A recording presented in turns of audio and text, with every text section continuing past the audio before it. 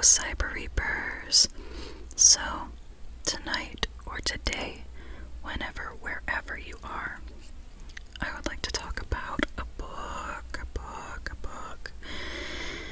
And it's another kind of spooky book, kind of like last week. I went on a bit of a library renting spree. So I got a few spooky books. And, I really enjoyed this one, so I'm looking forward to talking about it.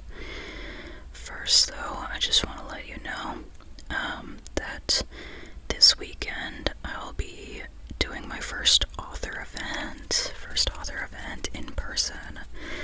So that's super cool. It's a pretty small event. If you happen to be in the Lake Jackson, Texas area, though, I'll be at an event in that area, and check out the description for the events section to see more about that if you're interested. It's a book fair kind of event, so there will be lots of authors there, and also lots of vendors with like all kinds of food and books, lots of fun stuff, and it's all to support the local high school. So that's super fun. Okay, now let's get into the book, right? Okay, so this book is called She Is a Haunting by Trang Thanh Tran. So it's a spooky book. It's horror, it's contemporary, and it's set in Vietnam. So what's going on with this book? What's our premise, right? What's our premise? So Jade is our main character.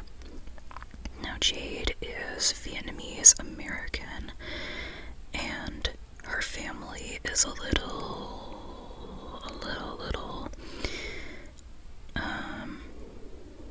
what's a good word for it? It's kind of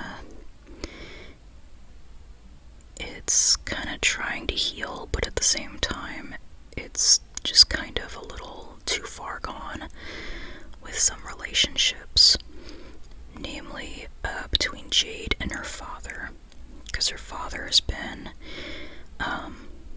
far away for a while now. He's been in Vietnam renovating a historical house. So he's been renovating a historical house, and Jade, her mom, and her little sister and her little brother have been primarily in America, and they're trying to make ends meet.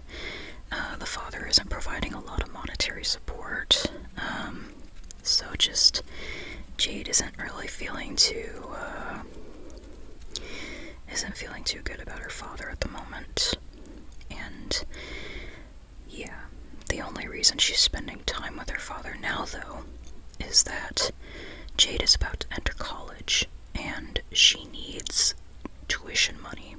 So Jade needs tuition money, but she doesn't want to burden her mother any more than she feels like she already has.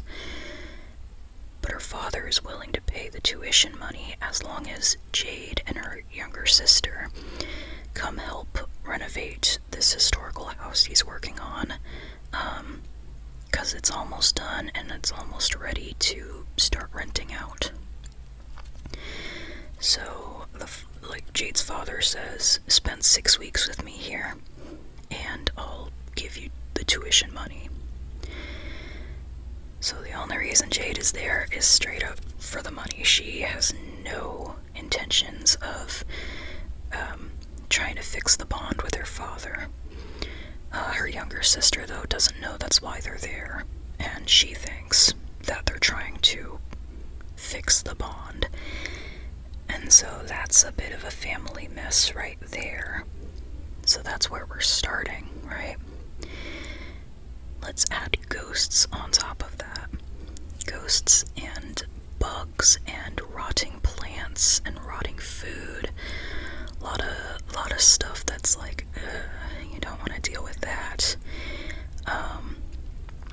What's worse, though, is as Jade is noticing all these really messed up things about the house, she's the only one that's noticing. Her father and her sister don't seem to think there's anything wrong with this house. That is clearly haunted, and Jade sees it, but it only seems to be targeting Jade as far as she can tell. And so it's a little hard to convince other people that a place is haunted when they're not being haunted by it. So she wants to leave, but her father thinks that she's just trying to back out with the money and not really spend time there with him. And so that's a lot of messiness. And as the haunting kind of gets worse, Jade is going, okay, I gotta convince my father and sister that this place is haunted. So she then pretends that the place is haunted, even though it actually is. What she does, though, is she adds, spooky things. She, draws on the mirrors and makes Bluetooth speakers that are hidden. She makes them make sounds and stuff. Things to make it seem more haunted. Which then angers the haunted parts of the house. So it's just, things keep getting worse and worse. And that's what Jade is dealing with over her summer before college, as she's just trying to get tuition money, but also she has to do it by spending 6 weeks in a haunted house with a father who she doesn't really know anymore after years of being separated from him, and her younger sister who thinks nothing is wrong, and they're trying to fix their family kind of connectionness. It's a lot, and it's really good. I loved it. On top of their immediate family too, there's a lot of historical stuff that Jade figures out about the house, because her family once lived in the house. I mean, her great-great-great-grandmother, I think, somewhere around there. Or maybe great-grandmother. I don't remember the specifics, but her family did live in that house at one point. But because of all of the colonial ties the house has, there's a lot of bad stuff that happened in that house. And Jade learns more and more about it. She learns more about her family, and also kind of introduces the reader quite a bit to just some of the really real life horrors of what people in Vietnam are still recovering from in regards to the colonial ties of recent history. And it's just, there's a lot of the real life horror stuff, the horrific things that happened in this world, as well as in the book world haunted stuff, and mixing it all together with some really visceral imagery of stuff having to do with bugs and stuff having to do with rotted food and plants and just a lot of decaying stuff, and the house being kind of alive in a sort of sense. All that mixing together to create a really neat horror experience. One that kind of blends the beyond reality stuff with our reality. And yeah, it's a lot, and it's well done, I think. Yeah. So that's our main overarching premise, but on top of that, our main character, Jade, she's Vietnamese American, and she's also queer. So there is a queer romance subplot that happens at Sapphic, and that's happening at the same time, and it's really the only kind of safe space that Jade has during this book, I feel like. because so many of her other, like, interactions with people become tainted because of the house and because of the ghosts and everything. So, so this interaction with her romantic interest kind of helps her feel like some sort of semblance of safety, or at least normalcy or something. Yeah, so I loved reading that bond, and I also loved reading the bond between, like, Jade and her younger sister, because it was so difficult to read, Jade and her father's interactions, because he was so frustrating. But Lily, the younger sister, she was frustrating in the sense of, like, she was reacting reasonably for what she knew about the situation around her. So it was just, I loved their sibling bond, and I was rooting for that, I think, the most the whole time. Because if I want anybody to make sure to get out of that house okay, it's Jade and her younger sister. Like, it's the two of them I'm really rooting for, making sure they get out of that okay. Or as okay as they can be, considering the situation they got put in. And yeah, the father is a lot. I'll let you read to figure out what I mean by that, but he's kind of frustrating. But in a written well, I think. Let's see, are there any other bonds I wanted to talk about, or characters? Oh, definitely in terms of characters, there's also, well, there's the father, and then there's the people who are, like, helping with the renovation of this house, and they're doing it out of, like, they have a very colonial mindset. Like, they're white people, tourists, who are just, like, they see the historical value of the house based on the white people that lived in it, not based on how the house is set in Vietnam and should be for the Vietnamese people there, and not for those who came in and tried to take over. So the colonial tourists were a lot, and there were some satisfying moments, though, with Jade interacting with them. Yeah, I think that's all I can say without describing that too much. Okay.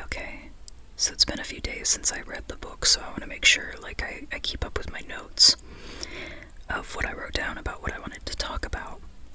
And it seems I missed a few things, so let me start again with, like, Jade as a character. Because as much as all this around her is interesting, I think the story being told from her perspective is really a good choice. Not just based on her role in the entire situation, but also her character being so, like, she's so blunt, and she's so wanting to be herself, but knowing that she has to just fit into a box for a little while in order to get what she wants. So, you know, she has to be good enough to her father to be able to, like, get the tuition money, and that's annoying, but at least she's going, I'm here, I'm not gonna, like, completely suppress myself. I'll do what I can to, like, be nice, but I'm not gonna go out of my way to do things that I don't mean to, or say things that I don't really mean that much. Yeah, she's blunt, she's curious, though, as well, about her family history, and she wants to, she kind of wants to, how do I put this, sort of, for the sake of her ancestors and the suffering they went through to try to, like, do right by them is essentially what she's trying to do while renovating this house. Yeah. And I think also mentioning the ghosts themselves as characters is important because they aren't unnamed ghosts that are just kind of doing things. You learn more about them in the book, and I thought that was good to give them a really personal tie to the house, to each other, and to Jade. Because as I learned more about them, I was going, oh, okay, so this feels even more important of a matter to settle. It feels even more important to really try to resolve the haunting of this house. Is there a way I can make that be more specific without spoiling anything?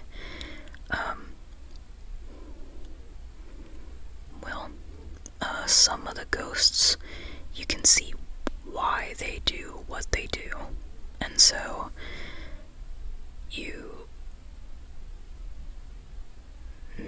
at least I had feelings on, like, going, okay, I really want, say, this ghost to have a happy ending, or as happy of an ending as they can, even though they also made mistakes, in comparison to, like, say, another ghost that just the entire time was being mean, and, like, there's other forces at play in this house as well. Just, like, yeah.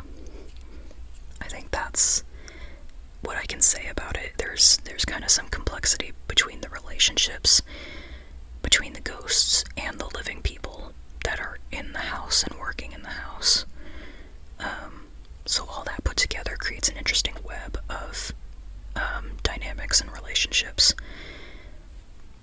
in this house. Yeah.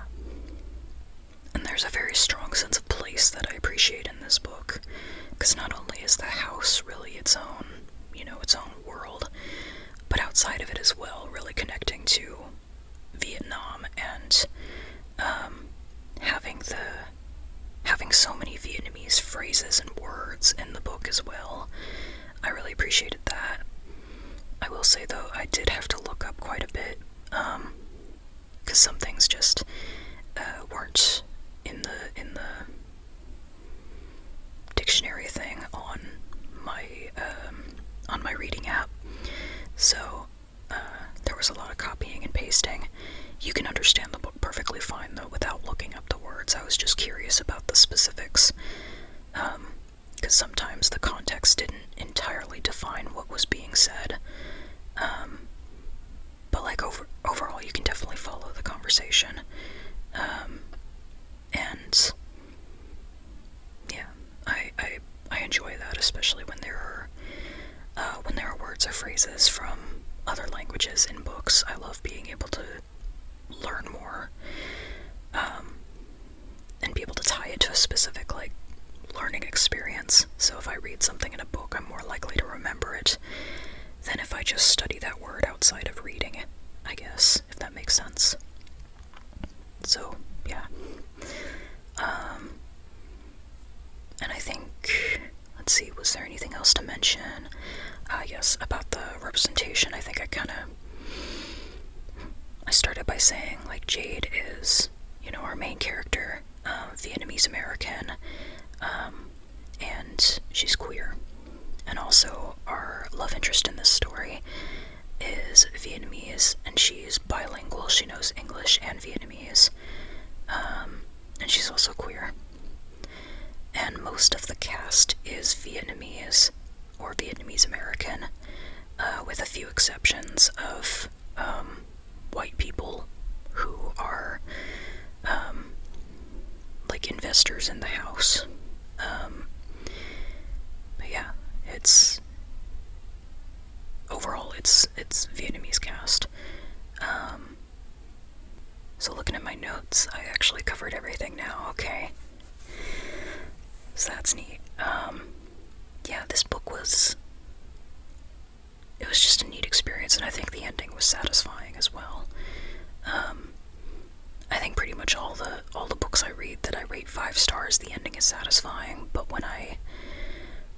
sometimes I want to clarify, though, for books that are like horror books especially, I don't really read tragedies all that much, but I'd probably say for tragedy books as well, whether the ending was satisfying, because for horror and for tragedy, I think the ending really makes or breaks the book, for me at least, on determining whether it was worth reading the whole thing. And so I just kind of want to make clear for anybody who also feels that way, that, like, this book has a satisfying ending. Yeah. And, yeah. Oh, I forgot to mention, too, in addition to, like, the Vietnamese words, there's also a lot of Vietnamese food and dishes that are mentioned and described a little bit, so, I don't know, it makes me kind of want to consider looking into getting some Vietnamese food. Yeah, I don't know. There's a Vietnamese place by my house. The main problem with ordering there is I'm not sure if they have any vegetarian dishes, at least out of the stuff that I can eat. So I don't know, we'll see. But yeah, this book mentions food, that might inspire you to try some Vietnamese dishes, so I don't know. Maybe that's a draw for you.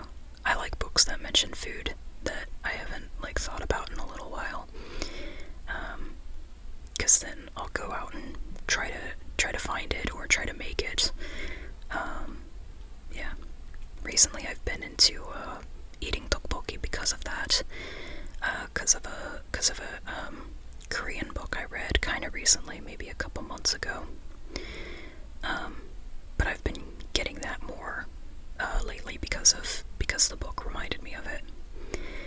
So, yeah, I don't know. Maybe we'll see if I try some Vietnamese food sometime soon. Yeah. I'm also curious about the next book. Sorry, not the next book as in a series. This is a standalone. But I'm curious about the next book that I saw, also written by, I think that is correct, also written by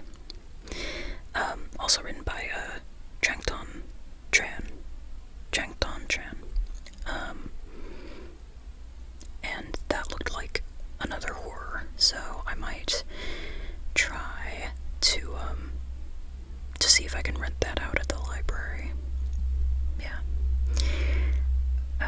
For now, though, this is my first introduction into their style of writing, and so it's very cool.